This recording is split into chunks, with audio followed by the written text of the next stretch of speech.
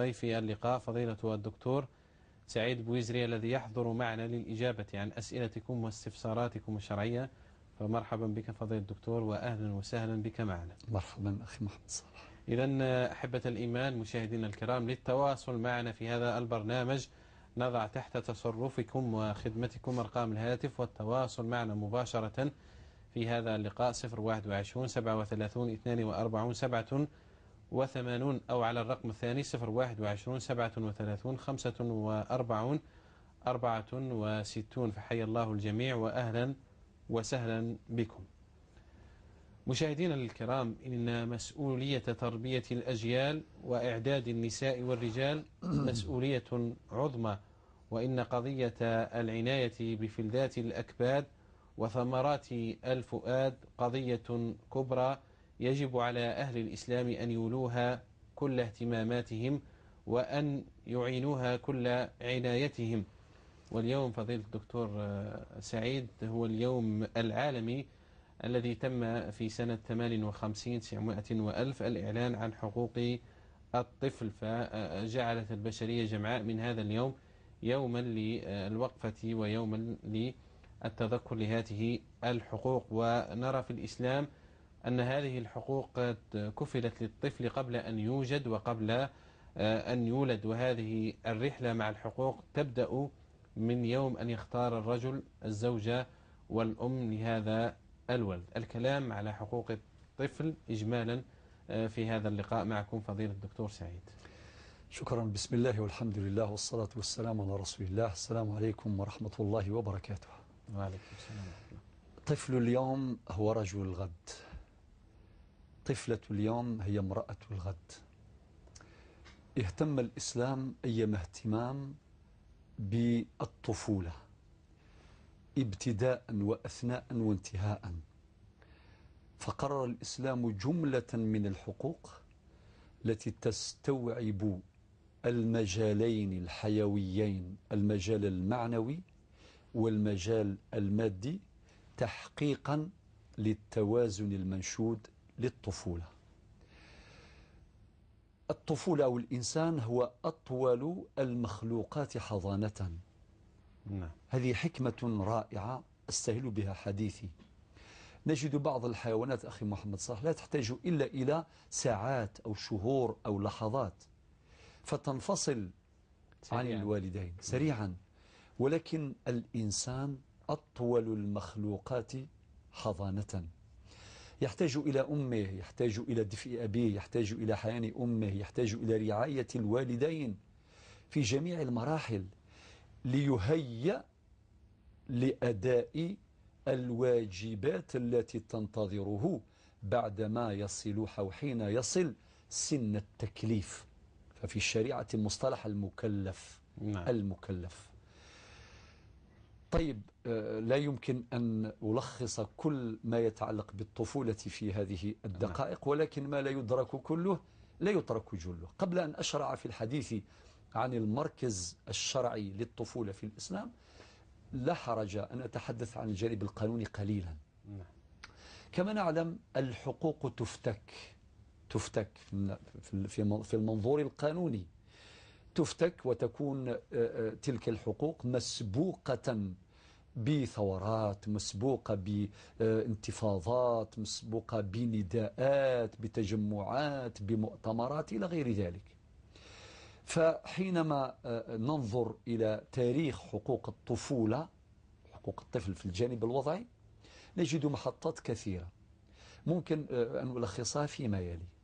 النقطة الأولى أن حقوق الطفولة مرت بعدة مراحل وتسمى بمنطق القانون عدة أجيال، ما يسمى بجيل الحقوق الأساسية للطفولة، وهكذا تتطور بتطور الوقت، بتطور العصر. فالآن صار يتحدث في الجانب القانوني، يتحدث عن حق الطفل في البيئة السليمة التي يترعرع فيها.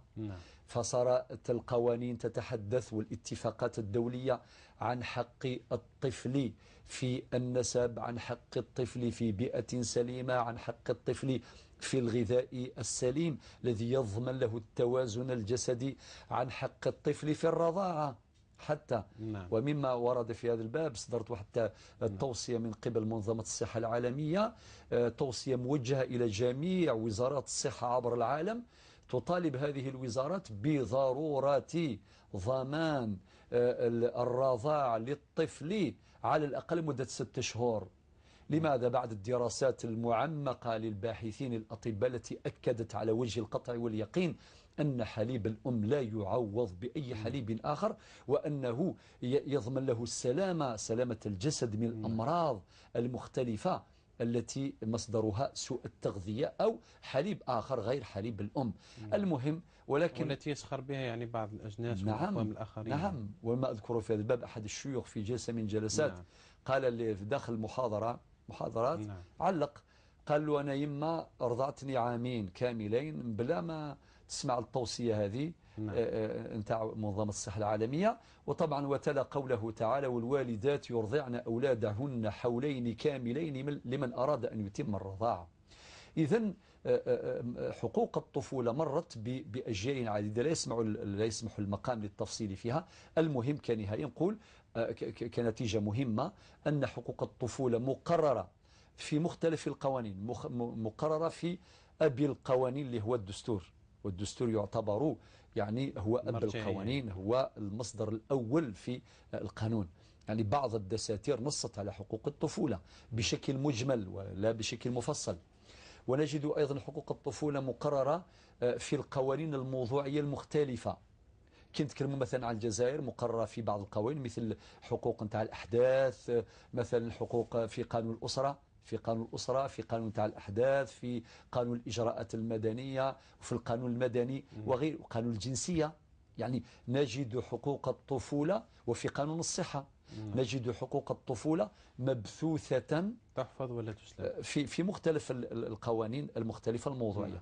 ونجد لها أيضا وجودا وحضورا في الاتفاقات الدولية المختلفة مثل الإعلان العالمي لحقوق الإنسان صدر في 1948، وكذلك في حقوق إعلان حقوق الطفولة في 1959، وكذلك في إعلان حقوق الطفل الصادر عن الجمعية العامة للأمم المتحدة في 1989 الذي دخل حيز التنفيذ في 1990 والذي صادقت عليه الجزائر في 1992.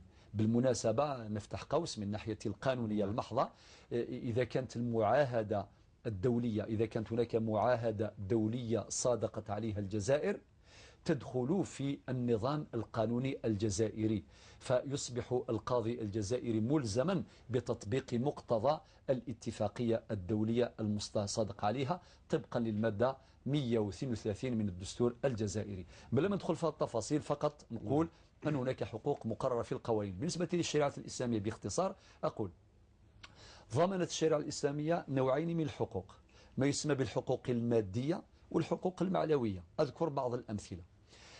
نبدأ بالحقوق المعنوية. الحق المعنوي الأول أن الجنين في بطن أمه له كرامة، له حق في الحياة. لذلك الشريعة منعت الإجهاض لافورتمون، يعني أريد جزارة اسم الطوث يلا نستاذيست باش هاد السغلي اللوفان اللي تاع بوطيس ثقي ذي الجريمة اسم لافورتمون اسم الإجهاض. الإجهاض ممنوع. قد يقول بينها وبين القتل يعني نعم، لا فالإجهاض ممنوع. وكون الشريعة الإسلامية منعت الإجهاض هذا معناه حماية لحق الجنين في بطن أمه بلا ما يعرف حقوقهم، بلا ما يعيط، بلا ما يصرخ، بلا. هذه رقم واحد.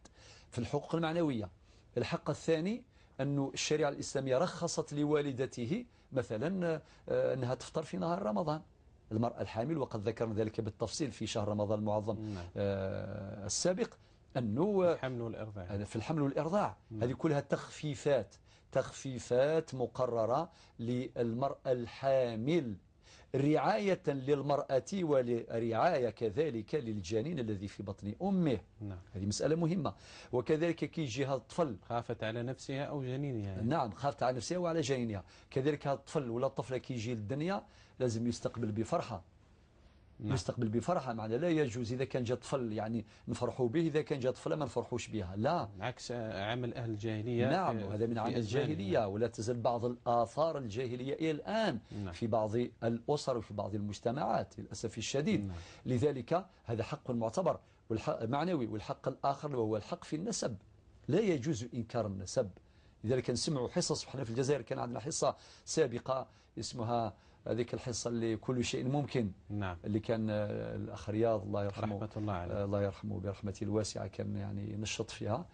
فبالتالي ما يجيش طفل كي يوصل 12 سنة ولا 14 ولا 20 سنة يولي مسكين يرفع يعني صراخ يقول وراك يا بابا وراك يا يما، يعني يبحث عن حقه في النسب. وهذا حق مقرر في شرع الله عز وجل ولا يجوز نكرانه.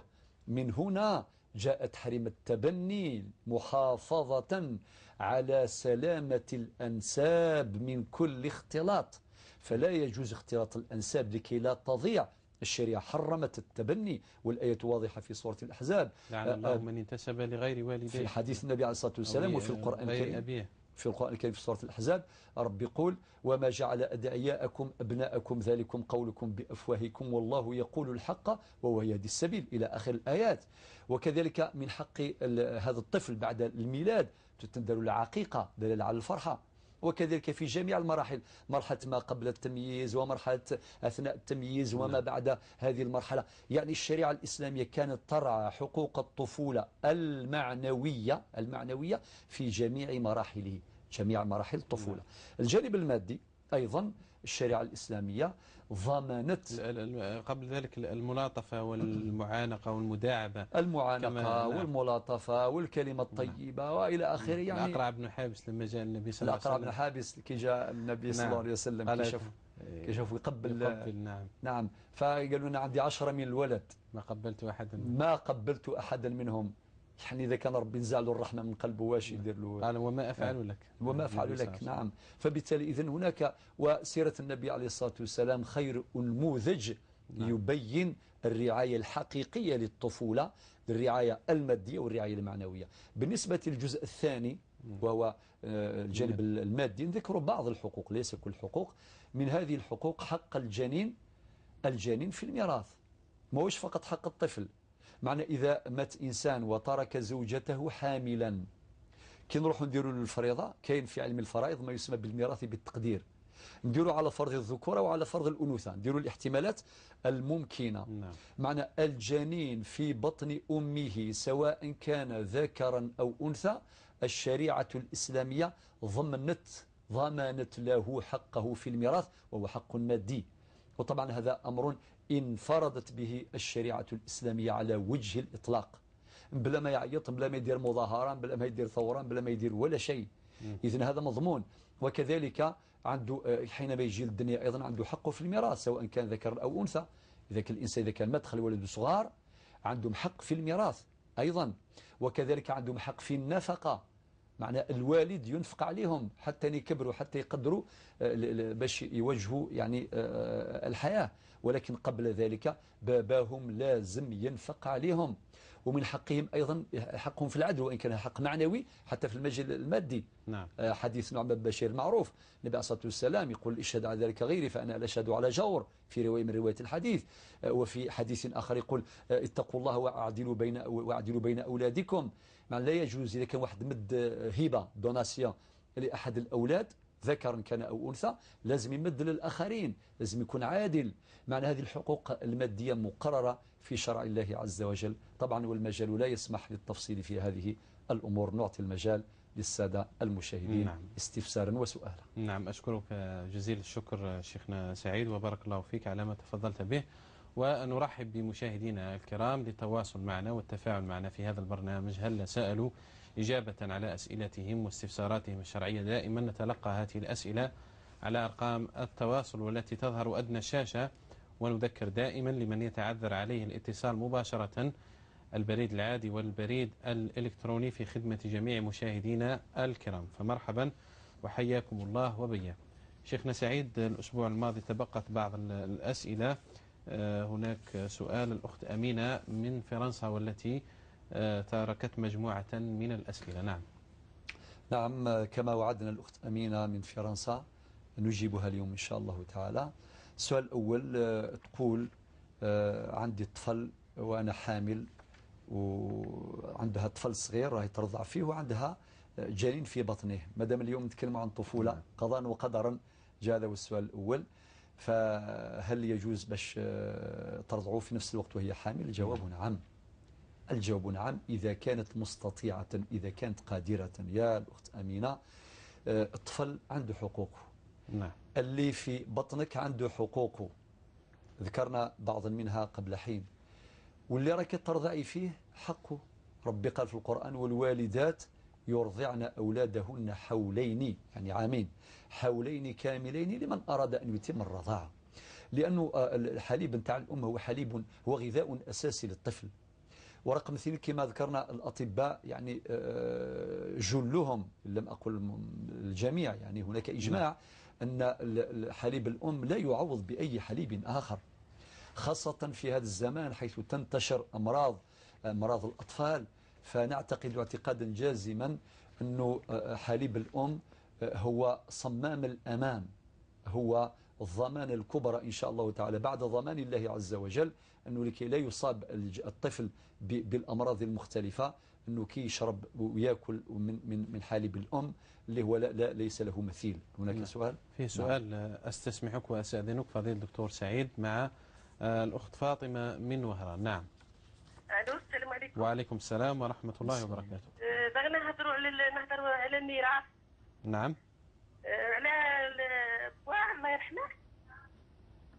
غير واضح سؤالك. نعم. هذا خويا نص تاع السكنه، نص تاع الدار الهبه. بوا الله يرحمه هذا خويا نص تاع الدار، ونص الاخرى مركها على ولد اختي. وحنايا البنات، حنا ثلاثه البنات ما ديناش. ومن بعد من مات بوا الله يرحمه، من مات بوا على الله يرحمه، اختي مشات مركتها على اسمها، ولدها مركها على اسمها. من قلنا لها على عطينا حقنا، قالت لك لا، مات بوا مركها على ولدي وانا ديتها. يا واش تنديروا؟ وبوا كان مريض شويه، كان زعما ما كانش في عقله شويه من مركاله. هو جعل نصف الدار على بن وليد بنته. هذا خويا، على خويا، نصف على الأخ والنصف الآخر على من؟ على ولد اختي. وحنا ما ديناش، دار لهم هبه. نعم. هل عنده تركة أخرى؟ فيه تركة أخرى ولا هذا ما ترك؟ لا، هذا ما كان. هذه هي التركة الموجودة. لا، هذا هو السؤال. واضح شيخ. نعم. شكرا يا فاطمة، تسمعين الجواب بعد قليل إن شاء الله. شكرا. نعم. إذن نواصل. للأخت أمين، قولوا من حيث الجانب الشرعي هذا يجوز لك باش في نفس الوقت راكي حامل وراكي ترضعي وليدك، وهذا من حقه، إلا إذا كانت صحتك معنا معرضة لخطر، فأنا لا حرج، فالضرورات تمنع، يعني تسمح لك بأن تستعيني بمرضعة أخرى. كي يوصل مرحلة معينة لا حرج أن تستعيني بهذا الحليب الاصطناعي، يعني ذلك أمر جائز، ولكن فقط ضعي نصب عينيك مصلحة الطفل الرضيع. السؤال الآخر قبل ذلك محمد من عنابة. شيخ سعيد، محمد تفضل. نعم. محمد من عنابة تفضل. نعم. السلام عليكم. وعليكم السلام ورحمة الله. من فضلك شيخ، حبيت نطرح سؤال على الشيخ.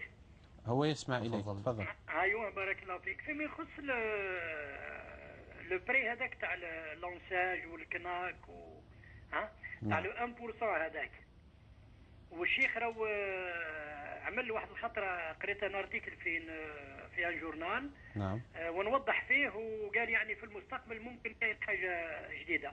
ماذا بيه الشيخ يعني يوضح لنا هذا، هل جايز ام لا، ولا كاين حاجه جايه في المستقبل ان شاء الله. بارك الله فيك. واضح. نعم يا محمد. شكرا يا محمد. بارك الله فيك شيخ. مع السلامة. شكرا جزيلا. نعم. نمر للسؤال الثاني. الأخت أمينة باختصار أخي محمد صالح تقول، هي سألت قلت ما هو رأي الشريعة. نعم. حنقول الفضل، وقولوا ما هو حكم الشريعة. ما نقولوش رأي، أي واحد من عنده آراء، ولا للفقهاء تقول رأي الفقه الفلاني، ولكن الأفضل يطرح السؤال بهذا الشكل: ما هو حكم الشريعة؟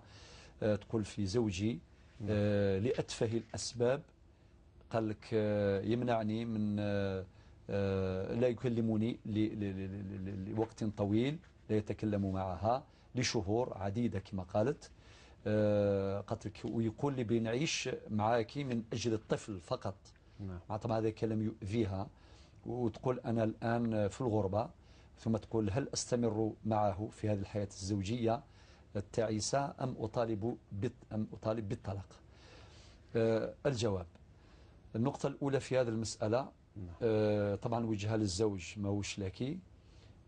من حيث الشرع نقول لا يجوز شرعا يعني إحداث كل هذه الأزمات والمشكلات وهذه المظالم لأتفه الأسباب.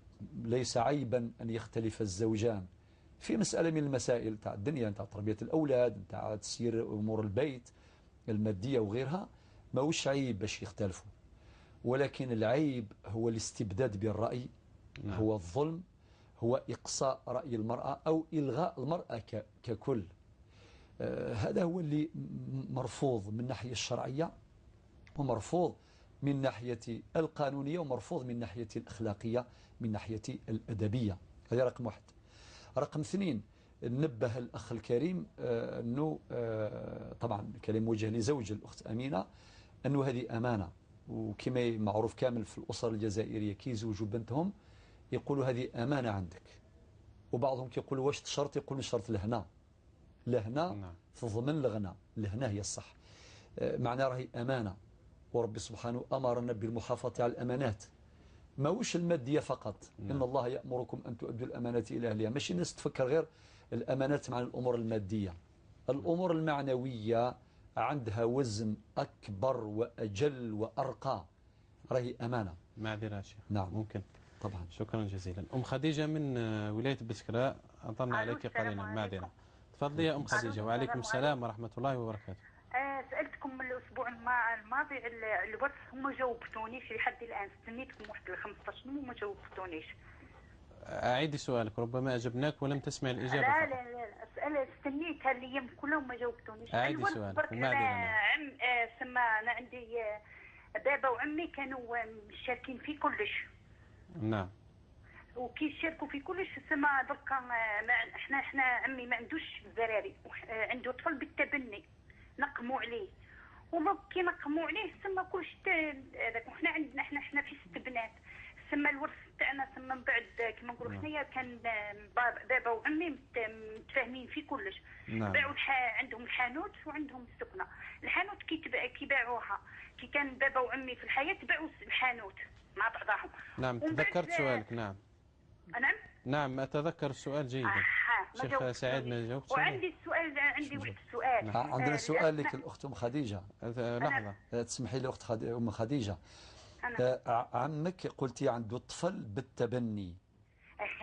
يعني منقموا عليه داروا له النقمة برك. عطالوا النقمة هي. يعني وقتاش داروها؟ واش من السنة إذا كان شفيتي؟ هو زايد 77 طفل زاد في 1977. نعم. ولكن هذه النقمة هذه داروها هل ترى طبقا للمرسوم التنفيذي اللي في 1992 ولا لقانون آخر؟ ملي جابوه من السبيطار، ثم من بعد ولاو داروه باللي زادت، ثم نقموا على مرته ربي يرحمها، باللي زيد الطفل هذا في الدار ودارته في البلديه، ما خي بكري حنا كي نحطوا خلاص في البلديه. يعني دا شهود. نعم. داروا باللي باسمه هو، وهو ماشي وليده. نعم. مش ولده. لا، العم هذا ترك 2 بنات وترك المرأة وترك الولد هذا اللي تبناه. وعنده طفلة أخرى بالتبني ثاني. طفلة واحدة أخرى؟ نعم بالتبني. ما عنده طفلة وطفل بالتبني. وانتم 6 بنات ومعاكم الأم تاعكم؟ أنا يما توفيت. توفت بعد الوالد ولا قبله؟ بعد الوالد. نعم. وبعد عمي بعد. نعم. ماتت بعده، خلاص هي ثاني ترث.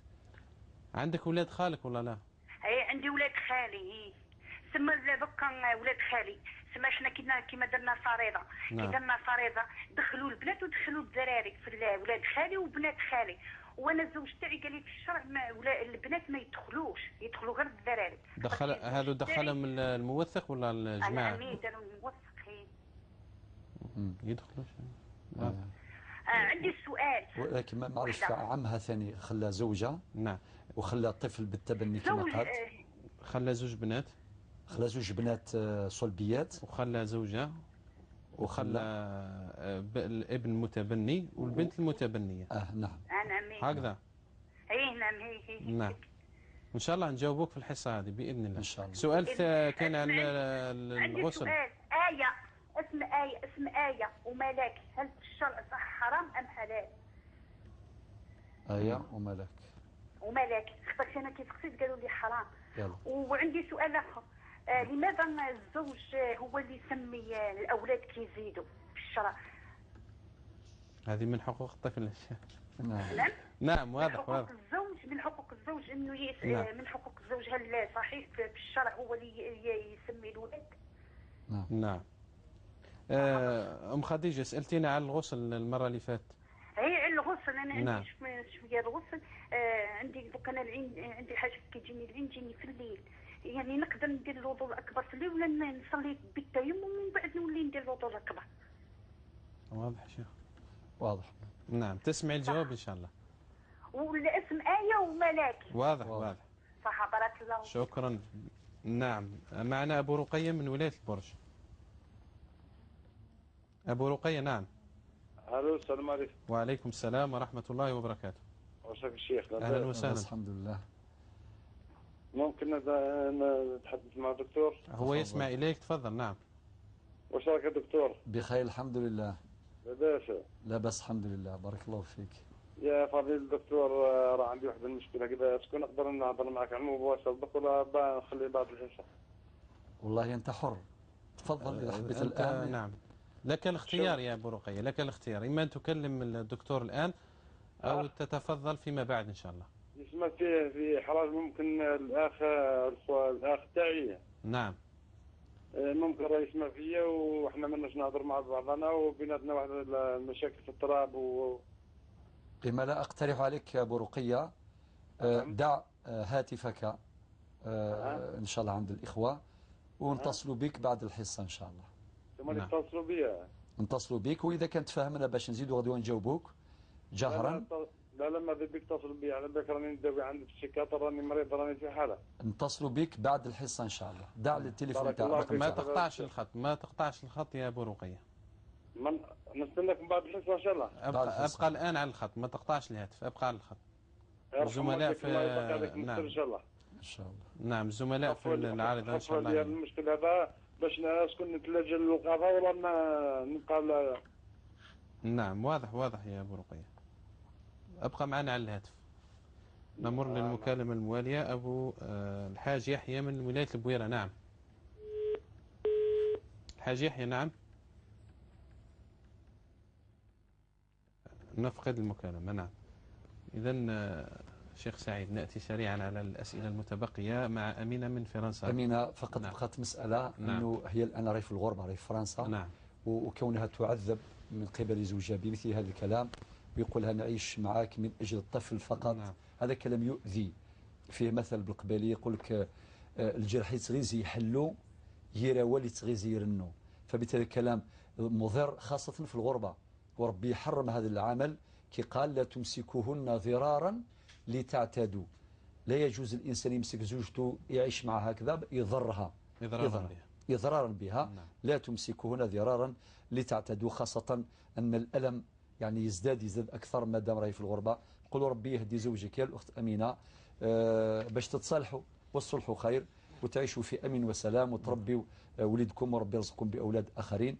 أما أنت لا أنصحك الآن بالذهاب إلى الطلاق، لا، أنصحك بالصلح. نعم. أنصحك بالحديث معه، بالاستعانة بأهله، ربما بأصدقائه، بأمم من الأئمة، من أجل إصلاح ذات البين، وذلك هو المطلوب إن شاء الله. شكرا دكتور. مع عبد السلام من بجاية.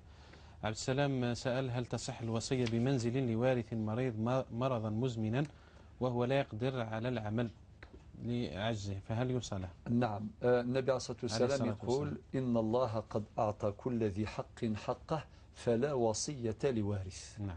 معناتها ما يلزمش واحد يخير بالوراثة واحد منهم ويعطي له وصية. يعني إذا تفضي من ساعة درياس يون السيسن هذا سيفك يون يوسن تغاوسة واحد الزيادة خاطر ثقة داوي الحسدة داوي المضرة هي الورثة، ولكن إلا أن يجيز الورثة. معناتها في مثل هذه الحالة الوصية بعد وفاة الموصي لا تطبق. لا، الوصية لا تطبق حال حياة الموصي، ولكن تطبق بعد وفاة الموصي. فبعد وفاة الموصي تعرض القضية على الورثة، إذا أجازوها تنفذ، وإذا رفضوها لا تنفذ. معناه موقوفة على رأي الورثة الآخرين.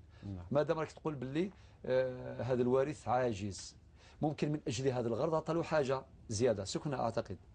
سكن. نعم. سكن. منزل. فبالتالي يقول هذا وارث مسكين ما يقدرش يخدم، ولا عطلوا سكنة باش يضمن له حياة يعني مستقرة. هذا المنظور مقبول من الناحية الشرعية، ولكن لا تنفذ إلا بعد إجازة باقي الورثة. نعم. وطبعا نحن في مثل الحالة ننصح بالإجازة من أصحاب الحقوق. نعم. أصحاب الحقوق هم اللي يقولوا إذا وافقوا عليها تقديرا لهذا الاعتبار الله يبارك تنفذ الوصية، وإذا رفضوها لا تنفذ. نعم. سؤال موالي يقول أدركت ركعة واحدة في صلاة العصر قبل غروب الشمس، فهل تعتبر صلاة أداء أم قضاء؟ أجيبك يا أخي العزيز بحديث النبي صلى الله عليه وسلم، حديث أبي هريرة عبد السلام البجاية: من أدرك ركعة من العصر قبل أن تغرب الشمس فقد أدرك العصر. بمعنى إذا كان واحد، هذا يسمى الوقت الضروري، وقت الضروري يعني قبل أو قبيل يعني غروب الشمس. إذا كان واحد كما سؤالك صليت ركعة واحدة بسجدتيها، هذه تمت هذه الركعة بسجدتيها قبل الغروب، وثلاث ركعات اللي بعدهم تمت بعد غروب الشمس، فنقول لك هذا قضاء، هذا أداء وليس قضاء. نعم. صلاة العصر نتاعك هذه أداء وليست قضاء لحديث أبي هريرة المذكور. نعم. سؤال للأخ عبد الحليم من جيجل. عبد الحليم يسأل في الزكاة، يقول كنت أملك في العام الماضي 1,000,000 دينار جزائري، 100 مليون سنتيم، في شهر ذي الحجة منذ العام، ومنذ شهر فقط رزقت بمبلغ 400,000 دينار، يعني 40 مليون سنتيم. يقول هل أزكي المبلغ كاملا أم أزكي على المبلغ الأول فقط؟ يا أخي عبد الحليم، الجواب كالآتي: أنت العام اللي فات في شهر ذي الحجة اللي احنا فيه درك دخلوا لك 100 مليون. نعم. الحاج يحيى يعاود الاتصال. معذرة شيخ سعيد. نعم يا الحاج يحيى تفضل. نعم يا الحاج يحيى من ولاية البويرة تفضل. نعم. نعم. تفضل أنت على المباشر. تفضل عمي الحاج، قرايك نساك ثمزوخ. السلام عليكم. وعليكم السلام ورحمة الله وبركاته. نوركم إن شاء الله. آمين يا رب العالمين. نشكر الحصة دين وقيت عندنا في نصر بيتنا هنا. شكر الله لك وبارك الله فيك. إن شاء الله زي ما تنفع بهم وتبقينا. اللهم آمين يا رب. نشكر شي سعيد بويدري لحد سعيد بسن وربي دي الفرصة ديال ديسكاكا. الله يبارك فيك يا عمي الحاج.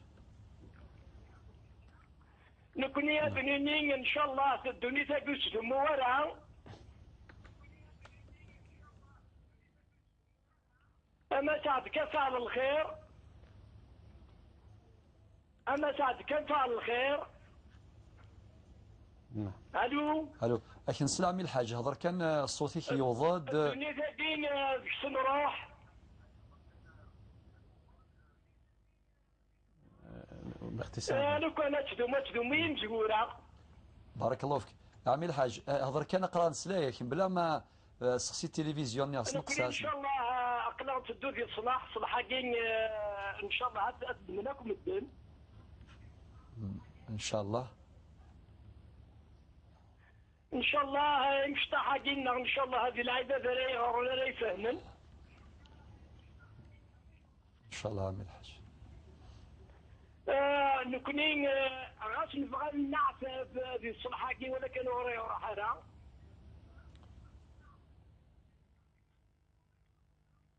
انا بظهر بك ان شاء الله هذا غيوافق انظر ربي ان شاء الله هذا غيوافق إن شاء الله عمي الحاج. ونكون يقضى يوم نصلح نساف الصعوبات ولكن الصعوبات نصبر راسنت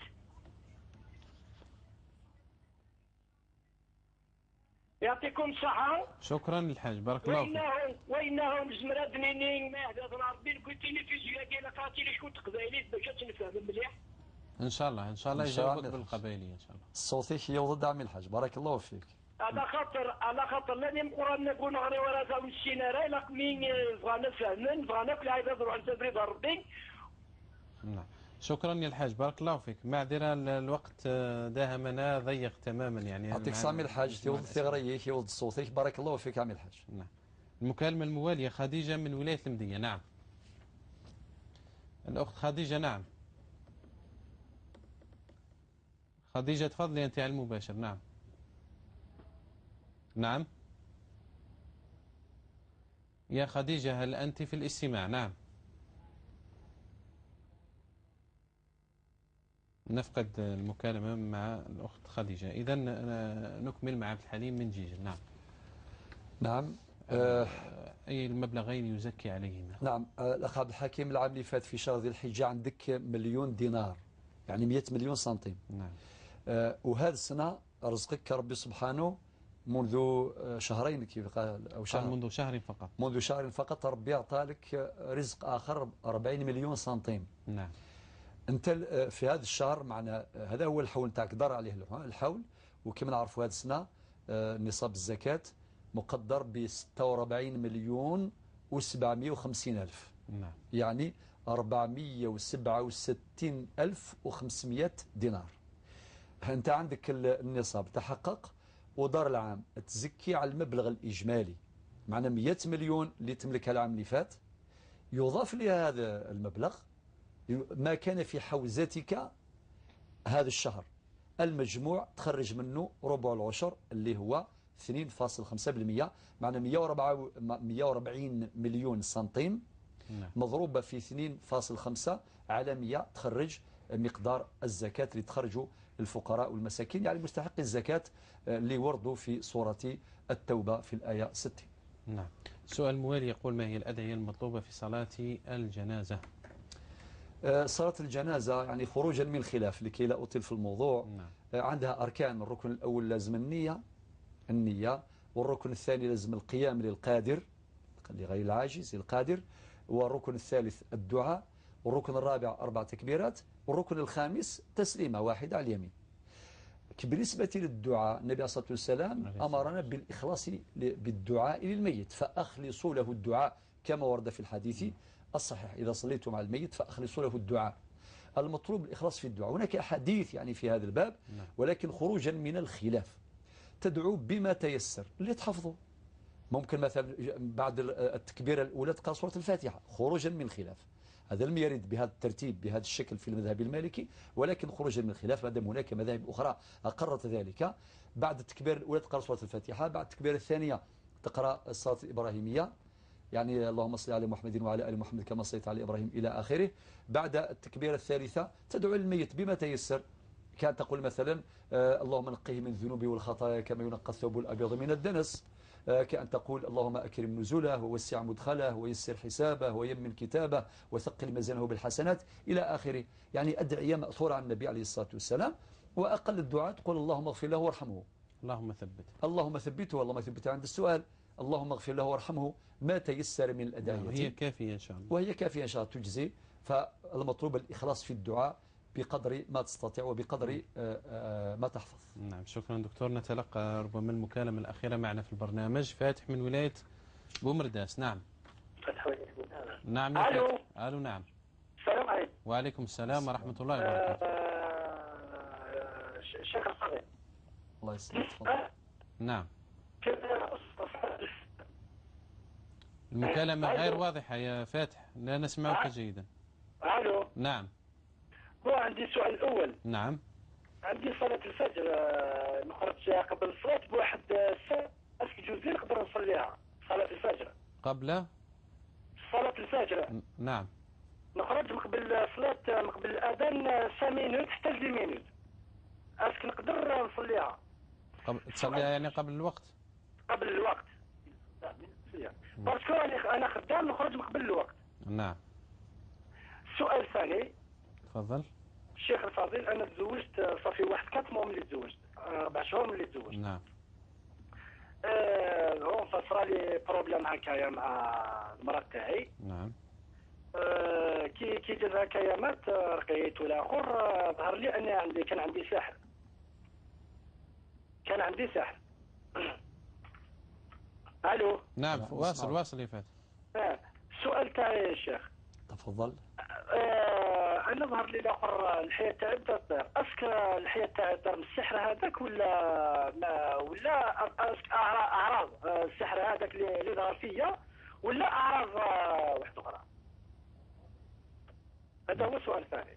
نعم. يعطيكم الصحه. شكرا يا فاتح، مع السلامة، بارك الله فيك، شكرا جزيلا. إذا شيخنا سعيد مع الأسئلة الواردة، والأولوية لأم خديجة مبسكرة، تتذكر سؤالها منذ 15 يوم اتصلت بنا وسقطت الإجابة منا سهوا، يعني لم نتعمد ذلك، فمعذرة لكل إنسان، يعني ننسى أن نجيبه، فما سمي الإنسان إلا لنفسه، وما سمي القلب إلا لأنه يتقلب. خديجة سألت عن مسألة في الميراث، ومشكلة لهم يحيونها ويعيشونها بين العم والأب. بين الأب والأب تقول هم شركاء، هما شريكان في كل شيء، هكذا محل والسكن. محل والسكن. نعم. بعدين تقول هي يعني باباها خلى 6 بنات، السائلة زائد 5 الآخرين، وخلى زوجة، هي تقول يما ماتت. نعم.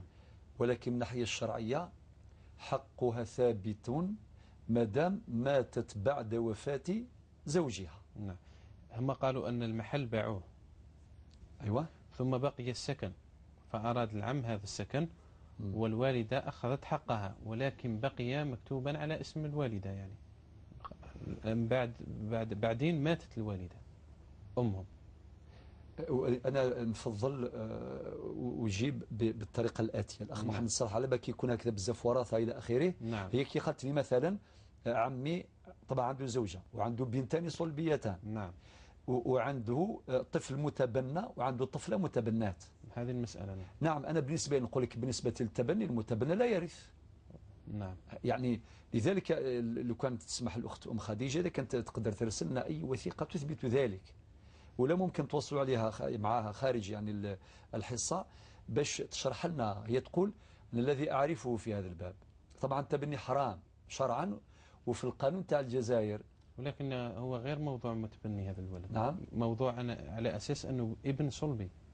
إيه نعم. حتى هذا من الناحية الشرعية نقول إذا كان صرا تحريف يجب أن يصحح. نعم. لذلك احنا نقول للسائلين جميعا، يعني سواء هي ولا غيرها، نعم. نقولها إذا أنتم تعلمون بأن هذا الطفل متبنى، صارت هناك حيلة اكتبتوه ونسبتوه لغير والديه، معناه احنا نقول من الناحية الشرعية هذا لا يجوز. هذا واش نقدروا نقولوا لا يجوز، ولا بد من تصحيح الوضع. صحيح من الناحية القانونية، القانون واش يقول لك؟ المهم تجيب الوثائق الحالة المدنية صحيحة. نعم. معطيات تروح الحالة المدنية كي يستخرجوا شهادة الميلاد، هذا الطفل المتبنى وهذيك الطفلة المتبنات عندهم شهادة الميلاد عادية والنسب حقيقي من الناحية القانونية رسمي، يورثوا من الناحية القانونية. ولكن مادام السؤال موجه إلى منبر نتاع الإفتاء الشرعي، الجانب القانوني يقول لك ما عندكمش مشكلة، هم عندهم الحق من الناحية القانونية يديو، ولكن احنا باش نصحوا الوضع نخاطب مكان من الإيمان في قلوب هؤلاء المعنيين، نقول لهم من الناحية الشرعية هذا ميراث لا يصح، لا ينتقل الميراث إلا إلى الورثة الشرعيين. أما الطفل المتبنى ليس له الحق في الميراث، عنده حق في الهبة، عنده حق في الوصية. إذا كان أعطى هبة حال حياته نعم. تنفذ، إذا خلى وصية حال حياته تنفذ بعد وفاته، لأن آثارها تتراخى لما بعد الوفاة. ولكن شفت فيها تفاصيل كثيرة أخي محمد صالح. وإذا نقول لك من الناحية الشرعية، من الناحية الشرعية الأب نتاعك مع العم معنا الشيء اللي ملكوه مادام شركاء معنا بالنص. النصف نتاع باباك يؤول إلى الزوجة نتاعو اللي هي يماك، ترث الثمن، والثلثان يروحوا لكم البنات، يعني ثلثان 2/3 البنات، والباقي يؤول إلى أولي عصبة ذكر، يعني الذكور العصبة الأوائل. الآن مشكلة في الابن العم هذا اللي ممكن يتحول إلى عصبة. طبعا نعم. بمنطق القانون يتحول إلى عصبة، لأنه نعم. هو ابن العم. نعم. وابن العم له مركز معتبر في الميراث. نعم. فبالتالي معنى كي نحو الثمن نتاع الوالدة، ولكن نقول والدة معنى الزوجة، زوجة المورث، والثلثان نتاعكم البنات، الشيء اللي بقى يا أم خديجة يؤول إلى ابن العم، إلى ابن العم. هذا بين قوسين متبنى من الناحية القانونية، هذا اللي يحكم به القاضي. ولكن الشرعية خلاف ذلك. الشرع الجانب يعني في الشريعة خلاف ذلك تماما، لأنه لا يرث. إذن هم مطالبون بتصحيح الوضعية. أنا الذي أراه أنتم مطالبون بتصحيح الوضعية. وطبعا المسألة أعلم علم اليقين أنها لا تحل بمجرد فتوى، لازم جلوس يعني معهم، يأتي إمام اللي يجلس معهم يشرح لهم، يذكرهم ربي سبحانه عز وجل. وبعدين أنتم بعد ذلك إذا كان حبيتوا تعطوا له هبة لهذا الابن المتبنى بين قوسين فلا حرج في ذلك، ولكن بمحض الإرادة وبطيب نفس. المسألة الثالثة الآن شيخ سعيد، الآن أولاد الخال دخلوا معهم في التركة، في تركة الأب هذا. الآن تقول هي الموثق جعل الذكور والإناث يرثون معنا في هذا. أولاد الخال ما عندهم، أنا كان الابن العم هو اللي لا، في ميراث الأب الآن. هنا ميراث العم راح يورث الأب. نعم. الآن ميراث الأب اللي تركوا. نعم. أولاد الخال بكونهم 6 بنات الآن. نعم. الآن أولاد الخال يرثون، يعني أولو الأرحام ورثهم الموثق يعني. والله يا الأخت أم خديجة، هي المسألة كيف شيخ سعيد حتى نستوضح. الأب الآن مات ترك زوجة و6 بنات. 6 بنات. نعم. وأولاد الخال. أولاد الخال كيف يكون تقسيم الميراث الآن في هذه المسألة؟ طيب إذا كان مشى بالقانون فذو الأرحام لا يرثون إلا عند عدم وجود صاحب فرض. لوجود صاحب الفرض نطبق قواعد الرد. نعم. قواعد الرد. ويرد، لا يرد على الزوجة ولكن يرد على البنات. نعم. لذلك والآن كيف هذا الموثق جعلهم يرثون معه؟ إذا كان ممكن الأخت أم خديجة نعم يعني تتواصل مع البرنامج ونتكلموا معها بالتفصيل، وإذا كان تقدم أي وثيقة من الوثائق تثبت يعني كل هذه المعطيات، ونأخذ وقت معها أكثر باش تعطينا تفاصيل أدق، وأجيبها غدا إن شاء الله وقدر بالتفصيل. نعم. يعني هذا السؤال بالذات المتعلق بالميراث نخليه نجاوب غدوة إن شاء الله، وماذا بك تتصل بنا باش تعطينا معطيات أدق. وإذا لم تتمكن نجعل البريد الإلكتروني يظهر أدنى الشاشة حتى، والكتابة أحسن في مثل الحالات، يعني نعم. تكتب بخط يمينها، تكتب هذه التفاصيل. نعم. تذكر تواريخ الوفاة، هي تقول مثلا يما ماتت. نعم. احنا ما سألناها قالت ماتت بعد أبي، لذلك فهي وارثة. نعم. لأن الميراث يستحق عند موت المورث، وما كاش ما نقولوش بالتقدم في مثل هذا الأمر. نعم. فأليس كذلك؟ لا يسقط. نعم. إذا كان الأخت أم خديجة تكتبي لنا رسالة إلى البرنامج توضحي فيها كل هذه المسائل يكون أحسن. نعم. وغدا نزيد نفيدك ببعض أو تحاول الاتصال إن شاء الله، وإذا اتصلت فذلك يكون أحسن. نعم. نعم. السؤال الموالي: اسم آية وملاك وحكم هذه التسمية، ومنهم من أنكر وشنع عليها في هذا الموضوع. الذي نراه بالمختصر المفيد بجواز تسمية آية وملاك. نعم. بلا حرج. التسمية لماذا الزوج؟ ففي المخلوق أي مخلوق هو آية من آيات الله سبحانه نعم. وتعالى، فليس في ذلك حرج. نعم. لماذا الزوج هو الذي يملك حق التسمية لأولاده؟ بالاستبداد ليس إلا، لأنه الأصل هذا يستشار. يعني احنا عندنا في الأعراف تاعنا أحيانا حتى لا الزوج لا الزوجة اللي يسميوا. نعم. يشاوروا الوالدين، يشاوروا الأجداد، يعني ولماذا؟ ربما هذيك الأم نتاعو بغات مانيش عارف تذكر اسم يماه اللي مات منذ سنوات، ولا تقول معليش أولادي سميوا بنتكم على اسم يما ذهبية ولا مسعودة ولا زينب ولا. فبالتالي أما أنه الزوج يستأثر بنفسه فقط بمفرده يعني الاختصاص الوحيد له لا نرى جواز ذلك. لماذا؟ الأمر شوري يقال أنهم يدعون بآبائهم يوم القيامة فكانت تسمية والله هذا نعم. الأمر موجود يقينا، ولكن نعم. باش يعني خطر يعني حبيت نقول بعض الأزواج يستبدون بالرأي. نعم. إذا اعطوا ربي 7 أولاد بالذكر اسمهم وحده وما يعطيش ولا فرصة لزوجته باش على الأقل تسمي واحد. هو يسمي على الدفتر وهي تسمي في البيت. لذلك كاين هو اللي يسمي في الدفتر وهي تسمي في البيت، ومن بعد يكون عنده زوج أسماء. نعم. وهكذا الذي نراه سليما يتفق مع النصوص ويتفق مع مقاصد الدين ويتفق أيضا وينسجم مع الحياة المستقرة الأسرة ومع التقدير والاحترام ومع الشورى. نعم. كيف يتشاوروا إذا كان يشريوا الكاس ولا يشريوا الطبسي ولا يشريوا دار وما يتشاوروش في هذا الأمر. الذي نراه أنه يكون هذا الأمر شوري بين الزوجين أيضا، والأفضل يستشير حتى يعني الأب والأم، هذا من باب التقدير يعني من باب الاحترام مما يدخل السرور إلى قلوبهم. نعم. سؤال آخر على الغسل الأكبر. نعم. الغسل يا الأخت الكريمة الأخت أم خديجة، طهرتي في أي وقت في 24 ساعة وتيحت لك الفرصة باش ديري الطهارة الكبرى أو الوضوء الأكبر ديريه، ما هوش شرط فقط في النهار. ولا إذا كان عندك إمكانات وطهرتي في الليل الأحسن أنك ترفع الجنابة يعني تغتسلي وتديري الوضوء الأكبر في الليل. وإذا كان عندك حرج لبردة الماء أو لقلة الماء أو لشيء من القبيل أو ربما لعدم وجود مكان يسمح بالطهارة الكبرى، فلا حرج أنك تصلي هذيك الصلاة يعني تاع المغرب أو العشاء تصليها بالتيمم، وفي اليوم الموالي دير الوضوء الأكبر بالماء.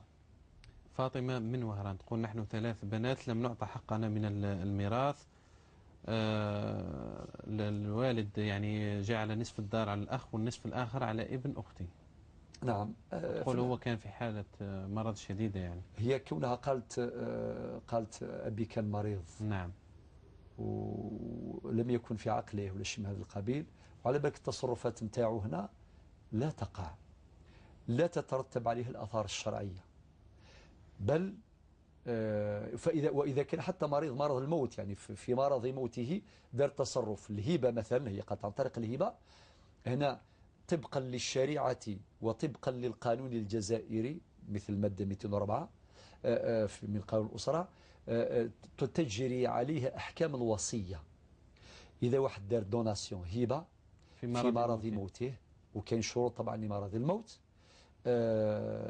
تأخذ حكم الوصية، والوصية لا تطبق إلا بموافقة الورثة. هذا رقم 1.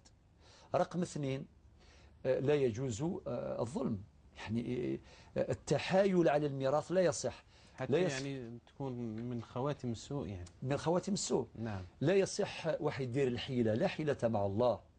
كاين يدير الحيلة بغى يحرم بنته ولا بناته، إما يدير الحبوس يديرها غير على أبناء الذكور نتاعو. نعم. وأبنائه ما تناسل وتسلسل في الإسلام كما وردت بعض الصيغ في بعض هذه العقود، عقود الحبوس.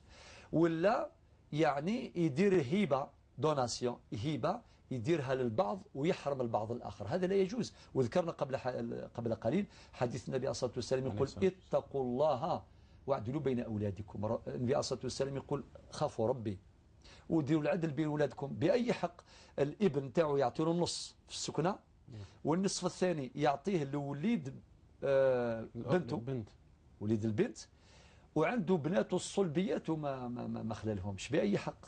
بأي حق وهم أصحاب فروض مقدرة يعني. لذلك ننصح في مثل الحالات بالآتي: تصحيح الأوضاع، لأنه هذاك اللي مات صحيح الآن مات ما يقدرش يولي للدنيا باش يصحح الوضعية نتاعو.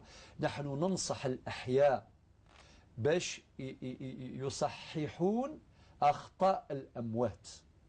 هذه نصيحة أقولها جهرا وبكل وضوح. معناتها ما يلزمش واحد يتمسك يقول بابا خلاني كاغط ونمشي بهذا الكاغط والسلام، يقول لك ما عجبكش الحال روح للمحكمة وشي من هذا القبيل. لا، نقولوا اللي مات انقسموا التركة نتاعو حسب الفريضة الشرعية، ويمات هذا الطفل يعني ابن البنت هذا راهي تاريث مادام هي تاريث خلاص. نهار اللي إذا كان ما يعرف شكون يموت الأول، إذا ماتت تيماه هي الأولى هو يورث، واش ورث تيماه والسلام. فبالتالي ما يلزمش واحد يتمسك يتمسك بهذه الحقوق اللي راهي موثقة رسميا، وينساو شرع الله عز وجل، لأن ربي سبحانه هو اللي يحاسبهم يوم القيامة. وربي فرض علينا جميعا واسمها فريضة أنه كي يموت إنسان التركة اللي خلاها لازم تتوزع على حساب القرآن الكريم والسنة تاع النبي صلى الله عليه وسلم. لعلنا نأتي في الخمس دقائق الأخيرة على الأسئلة المتبقية. دكتور سعيد، مع محمد من عنابة، وسألكم عن القروض الممنوحة للشباب في إطار التشغيل وشيء من هذا، والمقال الذي قرأه لكم. نعم صحيح الأخ محمد بن عنابة، ربي يبارك فيك. في المقال اللي قريته في الجريدة من الجرائد بلا ما نذكر الاسم تاعها، كتبت مقال في الموضوع وشرحت في هذه المسائل. من ضمن النقاط التي وردت في المقال ونقولها الآن في المنبر هذا، أنه النسبة المئوية لا تهم 1% ولا 2 ولا 3 ولا تعتبر لا تجوز، خطر فائدة ربوية محددة سلفا، وهذا الأمر لا يجوز. مضاعفة وأصفارا مصغرة. بارك الله فيك. الربا حرام قليله وكثيره. نعم. فالحكم واحد. هذه رقم واحد. رقم 2، هذه النسبة الضئيلة 1%، قلنا كنا نتمنى ألا تسمى فائدة، تسمى باسم آخر، تسمى مقابل خدمات مصرفية، مقابل خدمات بنكية. إذا أخذت هذا الاسم نخرج من الحرام، نخرج من حتى الخدمات يا شيخ، يعني هل كل الناس يعني يشتركون في هذه الخدمات وهي تختلف من شخص إلى آخر؟ في الممنوع قرض كبير ليس كالممنوع طبعا يعني طبعا فيه في تفاصيل في هذا الموضوع. نعم. حتى إذا سميت خدمات، فهل الخدمات تستحق مثل هذا؟ تختلف بين قرض بسيط، بين قروض اللي راهي تعد بالملايير من السنتيمات. نعم. لذلك احنا نقول لازم تتغير هذه التسمية. هذه رقم 2. ورقم 3 اللي أكدناها ونؤكدها، نعم. المضطر يا أخويا محمد، إذا كان واحد مضطر ما عندوش سكنة ولا عنده حاجة، خاطر موضوع الضرورة ماهوش فقط أنه واحد ما عندوش راه في الخلاء راه ما عندوش، حتى اللي ساكن مع باباه ويماه ومع 5 خوت ولا 4 ولا مش عارف، وكاين حرج وكاين الضيق حاجة الملحة يعني، وكاين الزقا والعياط إلى آخره. هذا حرج. ونعطي لك الأدلة في هذا الباب. ربي سبحانه قال وما جعل عليكم في الدين من حرج، والقاعدة الفقهية تقول الحرج مرفوع. فبالتالي إذن كي يكون في مثل هذه الضرورة ومثل هذه الحاجة، كاين قواعد ذهبية مردها إلى الكتاب والسنة، منها قول الله سبحانه وتعالى في سورة البقرة في الآية 173 من سورة البقرة. أرجع لها أخوي محمد تلقاها 173 من سورة البقرة. رب يقول فمن اضطر غير باغ ولا عاد فلا إثم عليه. ربنا هو الذي يقول اللي كان في الضرورة ما عندوش ذنوب فلا إثم عليه. هكذا. هناك آيات أخرى في سورة المائدة وغيرها من الصور. لذلك نؤكد اللي يكون في الضرورة لا حرج عليه. وقد استنبط علماؤنا جملة من القواعد الفقهية، منها قاعدة الضرورات تبيح المحظورات، وقاعدة الحاجة تنزل منزلة الضرورة، وقاعدة الضرورة تقدر بقدرها، وغيرها من القواعد الضابطة لتلك القواعد الكلية. إذن نقول لك اللي يكون في حاجة ولا يكون في ضرورة ما عندوش حرج يلجأ إلى هذه القروض باش يجيب سكنة. ولا لونساج اللي راه شومور أيضا، يكون واحد مسكين بطال طرق جميع الأبواب ما عندوش الخدمة. ونقول بكل قناعة اللي ما عندوش خدمة، الشومور اللي مسكين ضايع تايه حيطيست كما يسميو، وباباه يحقروا يماه تحقر، تقول وليدي انت قد شحال في عمرك وما زلت دور هنا مع يماك وباباك، روح تخدم على روحك يكون محقور. أشك أن هذا الإنسان قد يفتن في دينه. نعم، نسأل الله العافية. إذا كان انتهى الوقت. لذلك أخي محمد أعدك نعم غدا بتفاصيل أخرى غدا إن شاء الله. نعم محمد، والأسئلة البواقي إن شاء الله ستكون الإجابة عليها غدا. وأول ما نبدأ به إن شاء الله من الأسئلة إن كتب الله اللقاء والبقاء معكم إن شاء الله تعالى. نترك للجميع في رعاية المولى حفظه. السلام عليكم ورحمة الله وبركاته.